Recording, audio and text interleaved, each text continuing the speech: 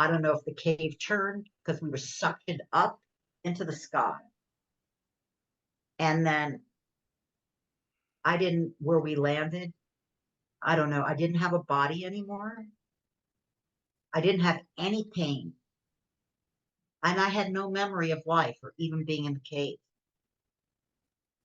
Everything was part of everything. And it was total peace and total love. There was soft air and perfect temperature and water and sun and light and everything just penetrating between, around. It's just nirvana. My guest today is Julie Levine. Julie experienced a shared death experience in 1990, which furthered her passion to make a difference in the world. She has always been a social activist seeking to help the poor in the world. She didn't know if God existed. How could there be a God if such poverty exists on earth? She was open that if there is a God, God could become known to her. Her shared death experience opened up the reality of the spiritual realm to her, and after integrating what she experienced, she continued being an activist, but she added the spiritual dimension to it. She has become more sensitive to wireless radiation and has had to move to the mountains where there are no cell towers. Julie, thank you so much for joining me today. It means so much to me to have you. It feels great to be invited, and I really feel your energy and your love. So it's a real pleasure to be here with you. Well, thank you. Thank you. And I know you had a shared death experience and I want to touch just real quickly first though on your sensitivity to energies and moving to the mountains because I too live in the mountains and I never put it together that maybe it was because I was uncomfortable in the city until I met you. So tell me a little bit about that. Okay, well, actually, in about 2011, 2012, in my work on poverty and wealth inequality, I joined the Occupy Wall Street movement as a legal observer and a facilitator. And during that time, we were using our cell phones for everything. And the police were also connecting to our cell phones through Scrambler software, which uses 5G small cells, and to break up some of our protests and things like that. And during that time, I started noticing like a tinnitus, like a buzzing in my, ringing in my ear. I started noticing some tingling in my fingers, this kind of thing. Sometimes I got headaches. It just felt like I started getting a little bit of like when I had the phone on too long, I felt very nervous and anxious. So I pretty much ignored all of this. And then the next year, they unrolled the smart electric meter program in my community, which uses a frequency. This is all microwave radiation, microwave pulse radiation. It's what's called non-ionizing radiation, meaning it's not the same thing as going into an X-ray machine, but it is absolutely causing changes in our bodies. And there are literally thousands of peer-reviewed scientific studies showing harm from these technologies. But in their rush to roll it out, they minimized the harm.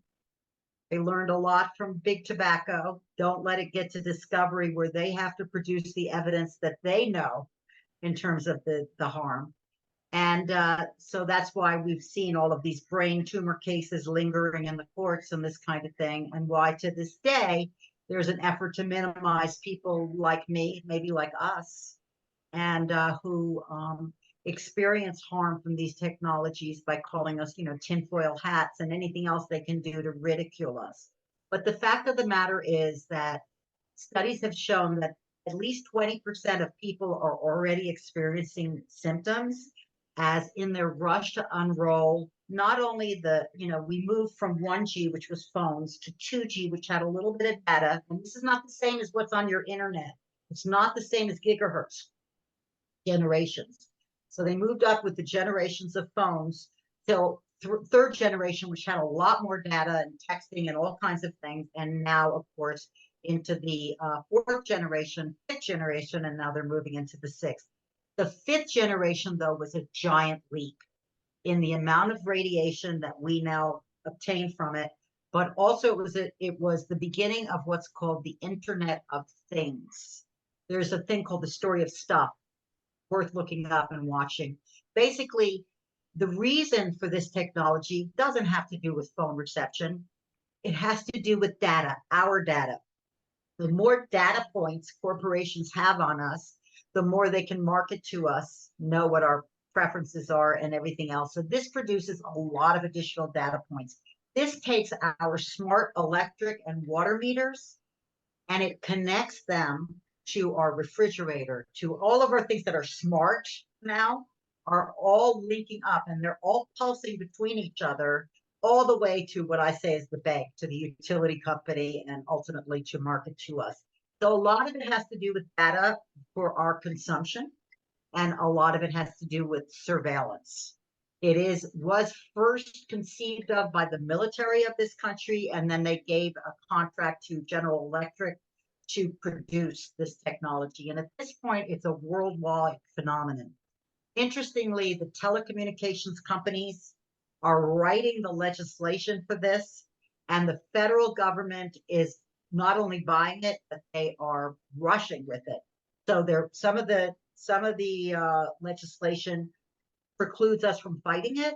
Others and actually makes it a felony in many cases to try to stop any kind of rollout.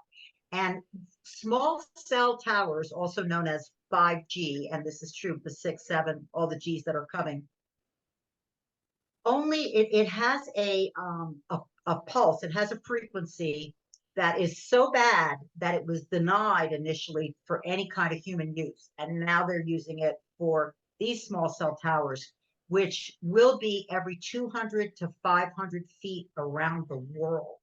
And that's because they have a very strong signal that only penetrates a very short distance and doesn't do well, like won't go through trees and things like that. So in order to be competitive in the international front and also from the military industrial complex perspective and everything else, they're doing this everywhere. And interestingly, I'm part of an international safe technology group. It appears that the same legislation is being written and replicated throughout Europe, Africa, Asia, South America, everywhere.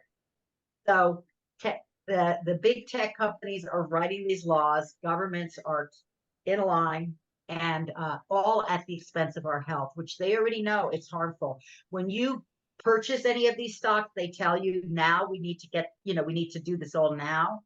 Because once there's proof of harm, we will have liability, and that's going to cost a lot of money. So now's the time to make your profits at the expense of health.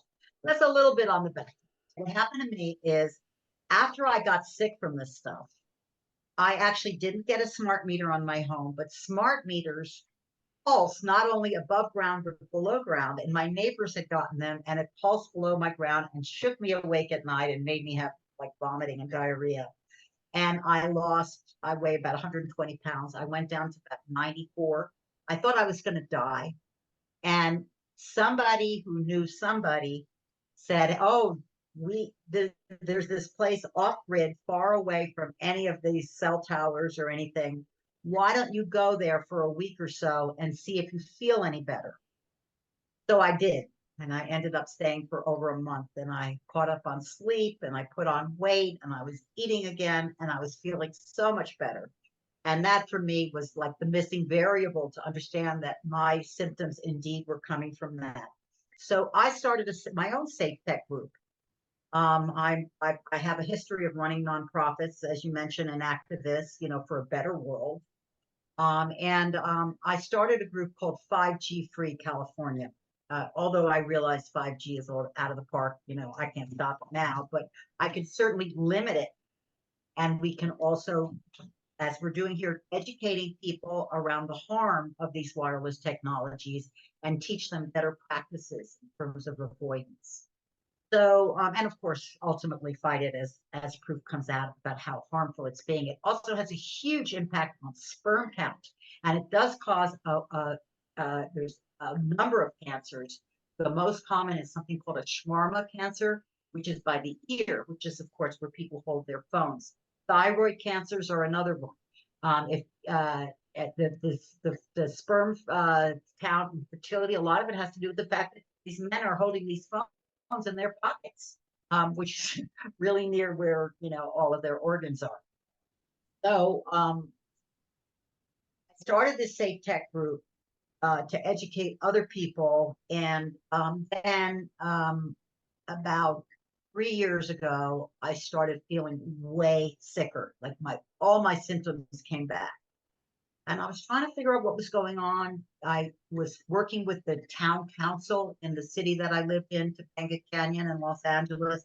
They said, "Oh no, we haven't rolled out any 5G, and your area doesn't have 4G." But what was very interesting is then I started having a relationship with a man who had a different phone than mine. It was a phone that picks up different signals that mine didn't. I had an older phone deliberately to prevent harm. And he had full signal at my house. And what we've ultimately figured out is that they had put the small cells every 200 to 500 feet, and they had disguised them. And one of the ways they had done it was by using something called strand mounted antenna. In other words, they actually put the technology on the electric line. And where this was so harmful, by the way, this is very, very high risk of fires. And I live in high fire areas. And strand mounted antenna is only supposed to be used when no other application is possible, but it's being used everywhere in the mountains. And we just got a declaration, I forget how many, $86 billion, some huge amount of money that Southern California Edison is going to have to pay for the Thomas fire, exactly because of this infrastructure. They just overload the electric poles with all of these towers and antenna, and then the batteries that you need and the fans that you need, because they do heat up, and all of the other stuff. And it loads down, and all they need is a spark or anything to cause huge, huge fires. So in addition to the human harm. So this was an unfortunate, perhaps, maybe a coincidence, or maybe because of both my injuries from the accident where I had a near-death experience and I went into the light, it has made me a lot more sensitive. I also noticed that a lot of times, and this is true for other people who've had like experiences, like I'll walk under a street lamp and it'll go out, or it'll flicker as I'm going, things like that. There are a lot of things with electricity that seem, perhaps my electricity is a little bit more connected with other realms. I don't.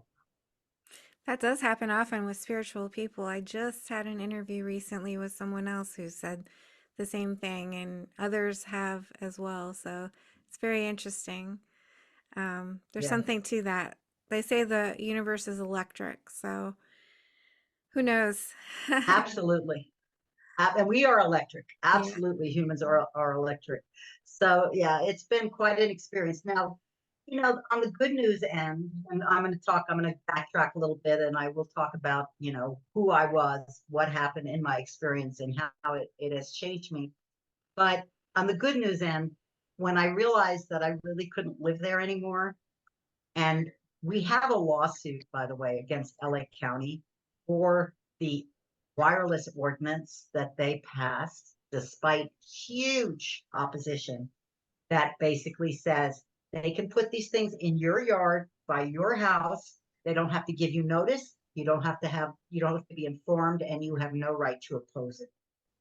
And not recognizing people who are already sick from this, even though it is a disability with specific medical codes.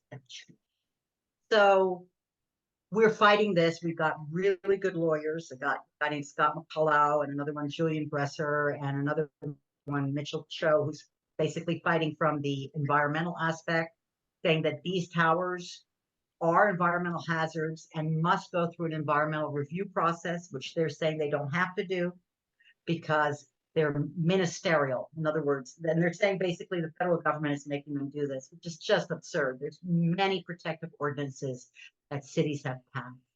And LA County is just doing the biddings of telecom and with the help of telecom lawyers.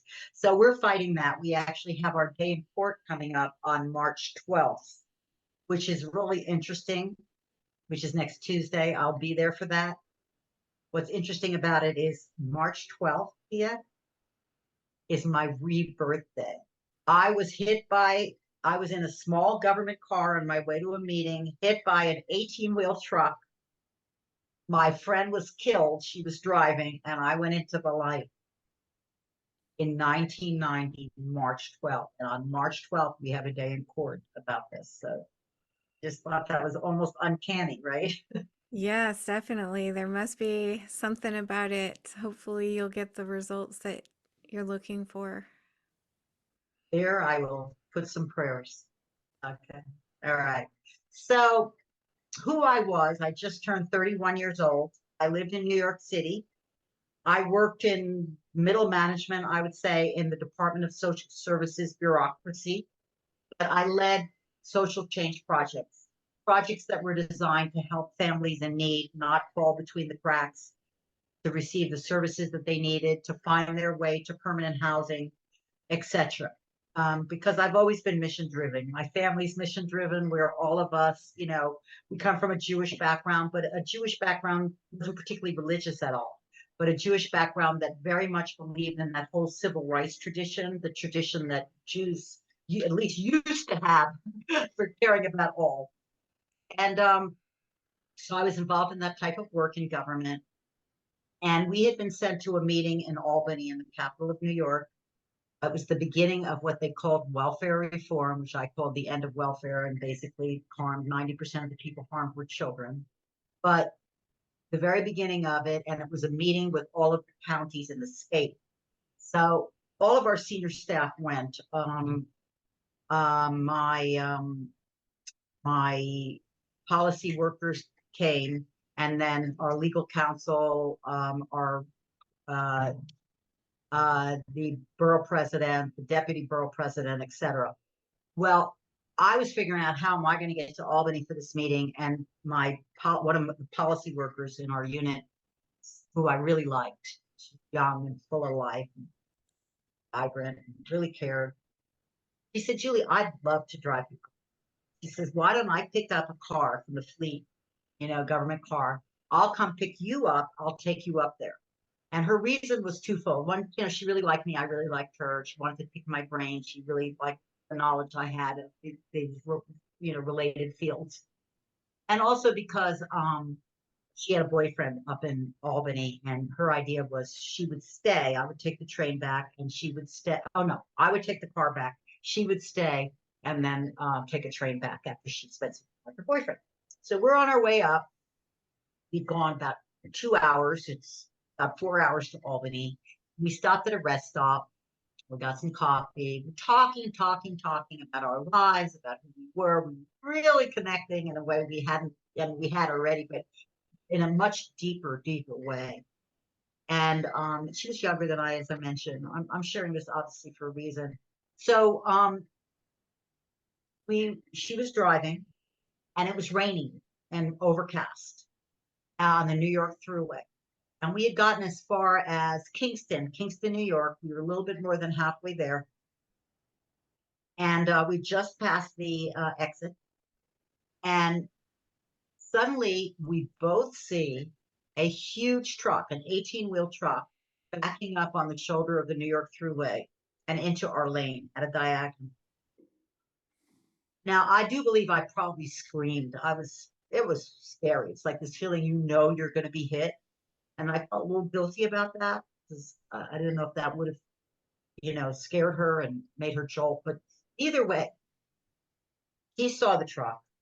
She swerved the car to avoid the truck, and the car went out of control. It skidded, went out of control, spun around, and hit the truck on her side and killed her.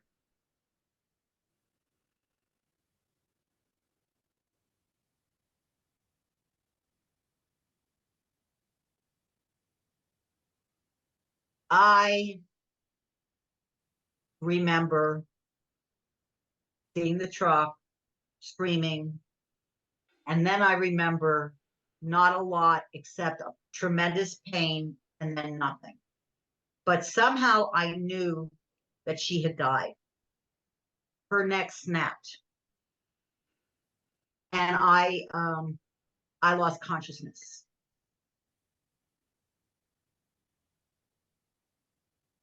The truck that hit us called 911, and because we were so close to the exit, the ambulance got there very quickly, like probably 4 minutes. I was not breathing. They were able to resuscitate me, so I was breathing, but I was unconscious. They took me to the hospital, Kingston Hospital, where I was for 2 weeks before I was transferred to a larger, more equipped New York hospital. And I guess I came to briefly when they were waiting to bring me into surgery. And they asked me if there's anyone that I wanted them to call. I did give them the name of my boyfriend at the time and my mother. And that's the last I remember because I was under in the surgery for 12 hours. I had massive, particularly jaw injuries. They had to reconstruct my jaw. They, of course, had to put metal in it. They had me wired up and that kind of thing. They also, I also had a cracked hip, and I had other injuries, neck injuries, and I had an strabismus eye surgery. I paralyzed my fourth cranial nerve. So when I did come to after the surgery, I didn't know where I was, but I was looking up at what I thought was an alien. He had like two eyes, but they kept moving, and one of them was like on top, and sometimes it became three eyes, and and I was in horrible pain. I splitting terrible headache, and I didn't know where I was. I couldn't make sense of it, but I knew I didn't want to be there. And I had my jaw wired, so it was very difficult to talk. Once it was made clear to me that I was at the hospital in this, I was like, well, there's something. Because my friend Robin, I wanted confirmation about what I had experienced, because it just nothing made sense. And I really, let me tell you, when they say if you knew what it was like going into the light, you wouldn't want to come back. Have you ever heard that? I have heard that I was many one of those times. people. I was one of those people. I mean, oh, okay. I left out a piece here, what happened while I was under. So I'm going to come back on that. But bottom line, they wouldn't tell me that Robin had died. Apparently, I was still in serious condition, and they didn't want to upset me. But it was more upsetting to me not to be told the truth. And eventually, of course, I did figure it out with the help of a nurse named Joan Perpetua, which is like infinity in Spanish. She was a wonderful nurse, and she had people who had these kinds of experiences, and she encouraged me to open up about it. The other person was my mother's younger cousin, Carla, who had been in a bad car accident and had a near-death experience. And she called me in the hospital wanting to know what had happened. And when I started telling her what I've already shared with you, she was like, no, what happened between when you got hit and were unconscious and when you woke up after the surgery? And I did share it with her. She basically told me what I experienced was like realer than anything in life itself, that I was changed forever, and that people would want to make it go away, kind of get on with your life already, let it go, your friend died, whatever, but it would never go away, and I should never let it go away. And it was deeply a part of me, and things like that were so helpful. But if I could backtrack, so after I guess I was unconscious, what happened next was I found myself in a cave, but it was a cave tunnel with Robin. We're there together. And it was a cave because it was rock, it had a rock face, it had moss, but it was a tunnel because there was light dimly coming in from both sides. And there was a presence there with us in the cave. This presence felt like a guide, like larger than life, kind of ethereal, like shadowy, but maybe seemed like a man type form, or maybe just a way that we could see him and relate to it. And he was sharing with both of us, but telepathically, not with words.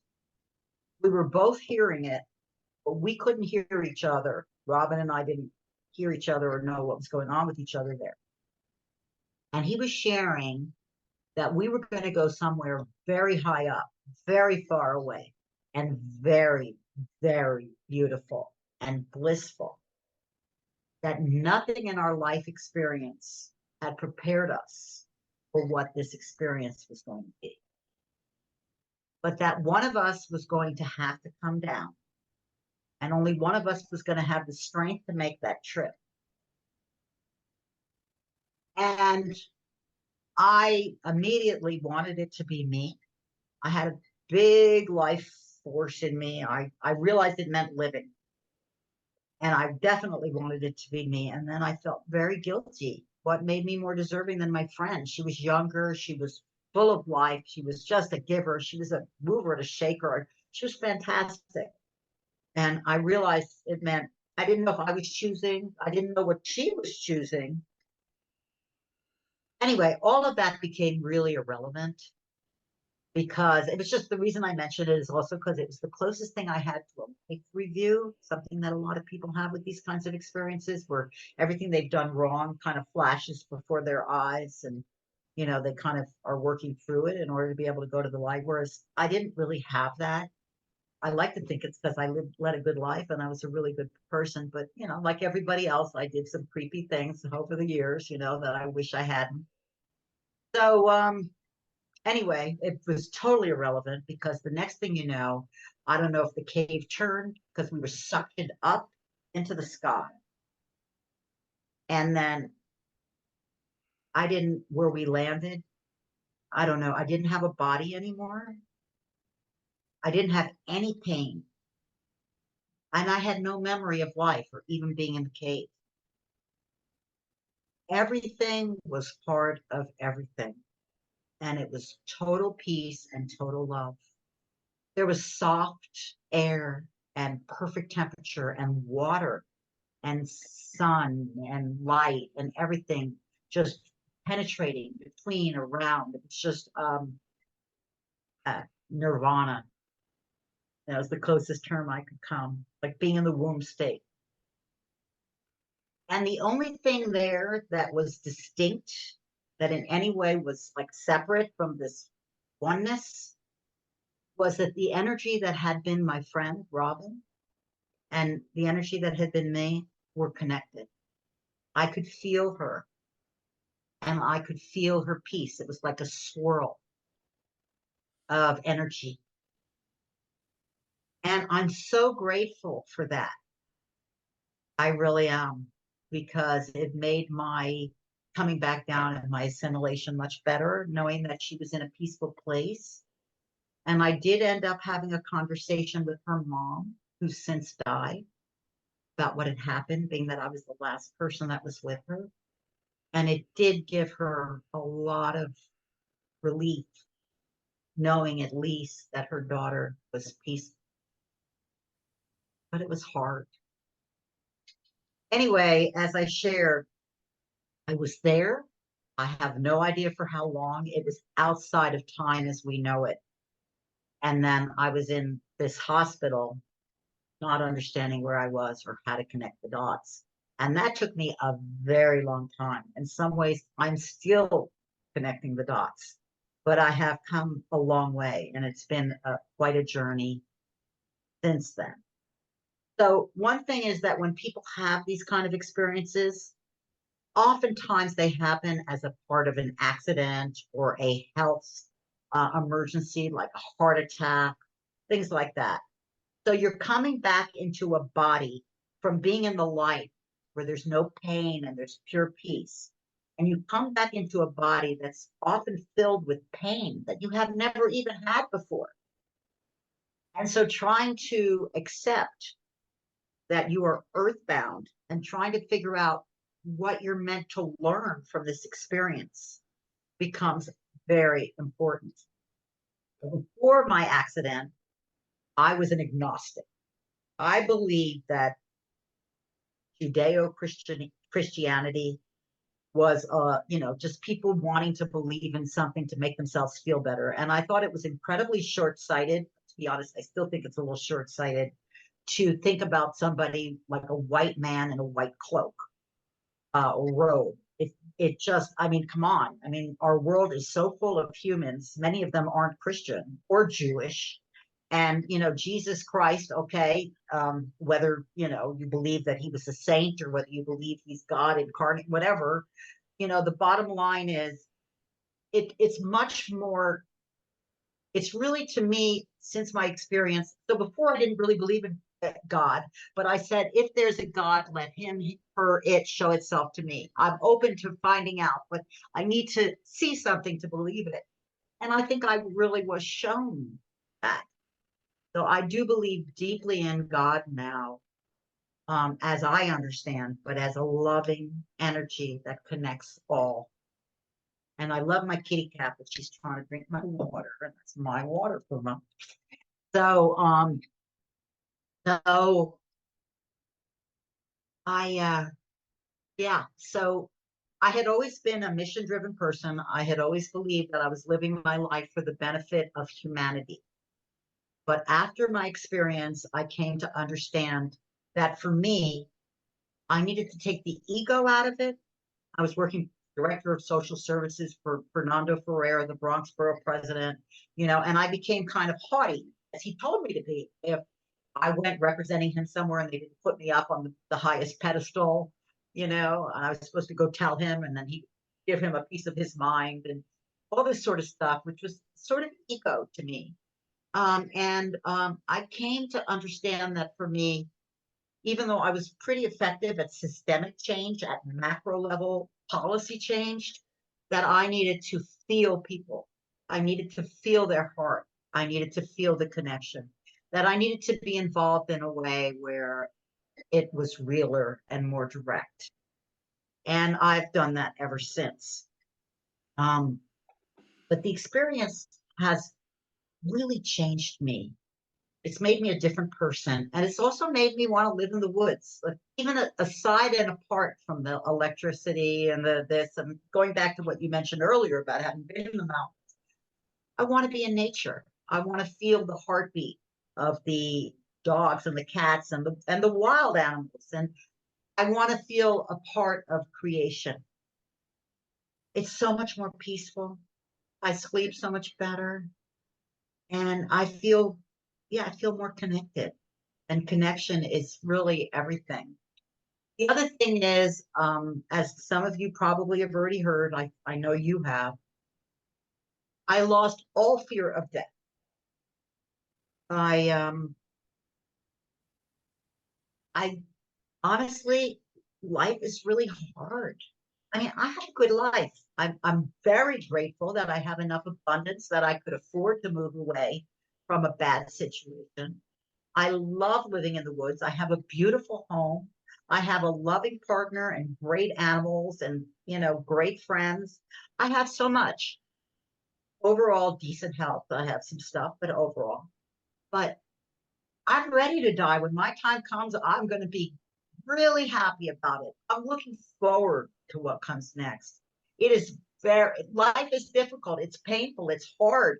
There's a reason that a lot of people who have experiences like mine end up like addicted to heroin and things, because they find that heroin brings them closer to the experience that they had of that total peace, and they're looking for a way to be able to handle being in the world in pain, and it is a painful place. I have not resorted to that, but when my time comes, I'm ready.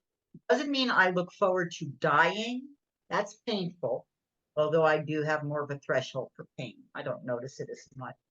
But when my time comes, I'm ready, willing, and able. And therefore, one of the reasons why I take opportunities like this to speak, because I want to help people who themselves may be dying or whose loved ones are dying or who've died, to understand the loss is our loss. Yes, we grieve. We've lost that person in our life in the way that we know them. And I always say, go to the woods, stop running and start listening. And if your connection was a strong one, you will feel that person, because there are no realms that are impenetrable. And love is all we have. It's all about love. Do you continue to have communication with her, or was that just the once and done? No, actually, it's a good question. Thanks for asking that. So, ever since, okay, soon after my experience, my grandmother died, and my grandmother and I were very close. And I found that both Robin and my grandmother seemed to be around me. I felt their presence very strongly. And ironically, Robin came to me when I was having a hard time. She came to me to say, hang in there, honey. It gets better. She really did. And I feel her all the time. I feel Robin all the time. Her mom died quite a while ago. I have no physical connection to anything that was in Robin's life. That job is 6 jobs behind me. But I feel Robin all the time as a loving, supportive force. She knows she's doing okay. And my grandma. And had occasion, because I do believe it's important to share this and other stories like it. I had occasion to go on the Montel Williams show many years ago, to talk about my experience. And he had a few other experiencers there too. And he had this psychic on the show with him, Gibson, I think Gloria Gibson, something like that he would often have on his show. Well, she said, ah, I feel two spirits, presences around you. One is a little older, but vibrant and cherubic. That's my grandma. And the other one, reddish hair, kind of flamboyant, full of love, full of life. She could see it. That was kind of cool. So, yeah, they are absolutely there. Yeah, very validating for you to have someone else come in and e- describe them to you and that they're still Yeah, around you. And what a beautiful love you share with them that they continue to watch over you and communicate with you from beyond. it's really, really special. It has helped me in so many ways at so many times, when I felt alienated, when I felt how hard it was for one reason or another. One of those times was when I had to move away from my home, where I planned to be for the rest of my life, in Topanga Canyon. I have so many dear friends. I had a rural community. I'd done so much. I ran 2 nonprofits, including 5G Free California, and I had to move. And I had to move. The closest place I could find that was livable for me was 3 hours away. I'm in the lawsuit as I was constructively evicted from Los Angeles County because there's nowhere there that I can live and people like me. So, but like I say, I landed on my feet. And you continue to help others in your life, not only with the lawsuit, but just sharing your story and other things that you do as well. Do you feel like you have gifts that you brought back that opened you up to sharing with others? Yes. I mean, I had some of those gifts already. I've always been somewhat articulate. I've always cared about others, that kind of thing. So I had that going for me. But now I can feel other people's hearts. I can certainly feel yours. Energetically, I know what I should be doing and what I shouldn't be doing. And Also, I just don't take things personally anymore. I can feel people's pain.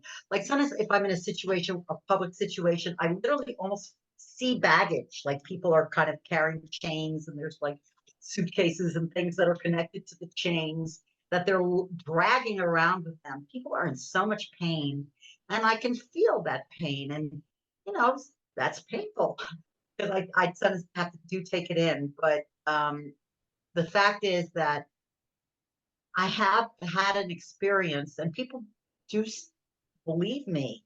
I'm a pretty believable person. They maybe don't believe it, but they believe I at least think it really happened.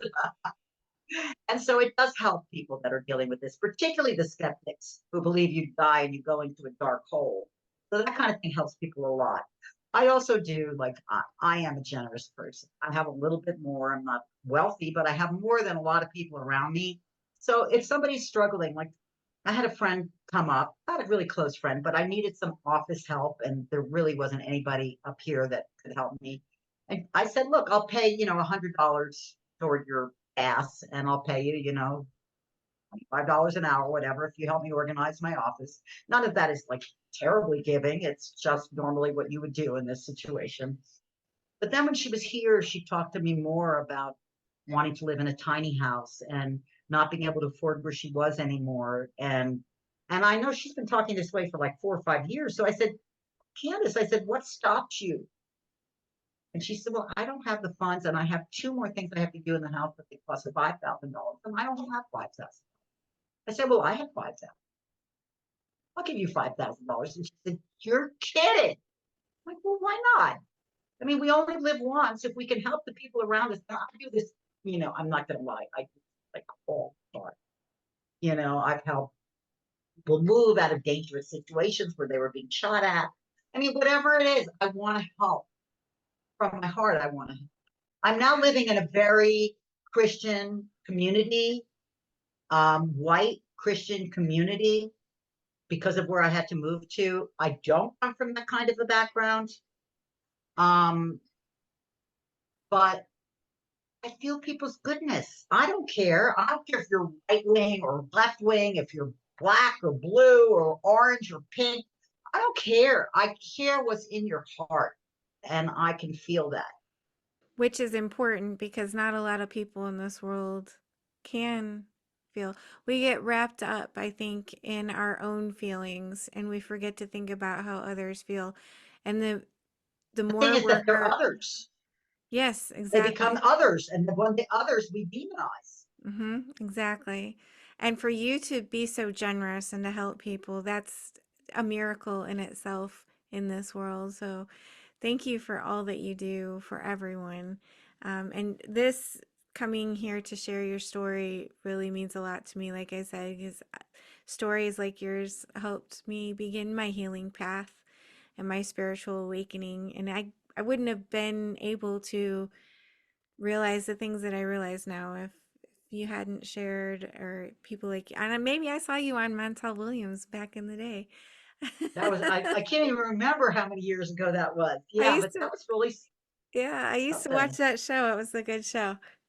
Sylvia, maybe Sylvia Brown. Sylvia Brown. I've heard of Sylvia Brown. That sounds familiar. That's who it was. Sylvia Brown. That was the psychic that was on there with him. Yeah. Wow. And by the way, thank you for what you do because you're helping to bring this message to so many people. And it's a beautiful thing. And you're taking what happened to you and you're using it for the good of all. Well, thank you. We make a good team, I think. I couldn't do it without you, so I appreciate that. And I know you have an appointment, you've got to leave soon, but I was wondering if my viewers wanted to reach out to you, if they had questions, or if you have resources available for anybody, how can they find you?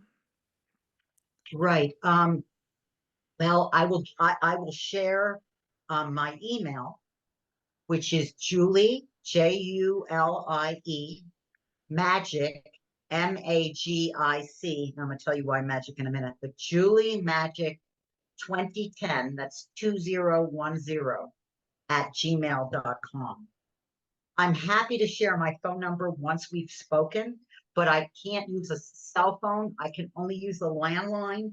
And because I'm on different time zones, I want to try to protect from, sleep and things. So it's better for me if people would reach out to me through an email first. It could be as short as you like. It could be, hey, I need to talk to you. Here's my number. I promise that I will call. Yeah. So that would be, I think, the best way to reach me. And so why magic? Oh, right. Thank you for reminding me. I was like, what am I missing here? The magic of the woods, because I found peace in the woods. I had occasion to speak at a bereavement group, not a couple of years after my accident, because I put myself on the speakers list of the International Association of Near-Death Studies. And the bereavement group turned out to be, ironically, I got goosebumps in Kingston, New York, which is where I was when I had my experience. But it pulled from a three county area in upstate New York. There's people who'd lost their children, and there was this one man. He was really hesitant to talk because people really talk about their experiences. Because I said to people, let's start with you. You know, since your child has died, have you felt them? Have you had any experience in which you felt connected to them? And one by one, they shared these really moving stories. But oftentimes they questioned it, or the people around them questioned it. In this case, the guy's ex-wife, they'd broken up after this had happened. And she was like, get over it. She's dead. Move on.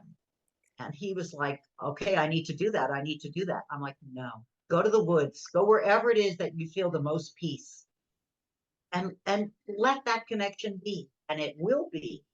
And I think that's something that's helpful to people to know that it's not the same, of course, as being able to have a conversation on a day-to-day basis, but we are still connected, and we can find that connection if we trust and if we stay open. That's beautiful. So, if we wanted to connect with our loved ones who have passed, you recommend going out into nature and being there with an open heart and an open mind. Right. Or going to your child's, like, if it's your child's room, if that's a better place for you, wherever you can just stop doing and start being. Connection cut. I love that. Do you have any last words of wisdom for my viewers? Follow the love in your heart. It's all we've got. And don't be afraid.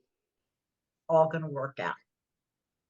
I love that. Thank you so much, Julie. I appreciate Thank your you. time.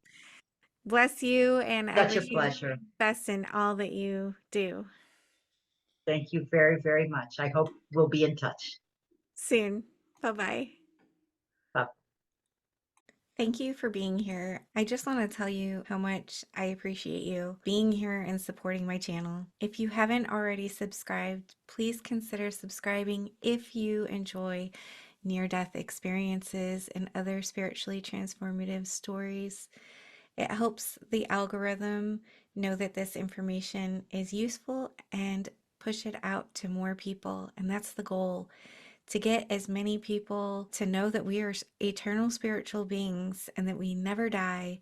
Our bodies might die, but our essence will never die. And I want people to live with less fear. Let's all spread the word. Like, comment, subscribe, share, hit that little notification bell so you get all the notifications when my videos post. Thank you for all of your support. I'm sending love to you.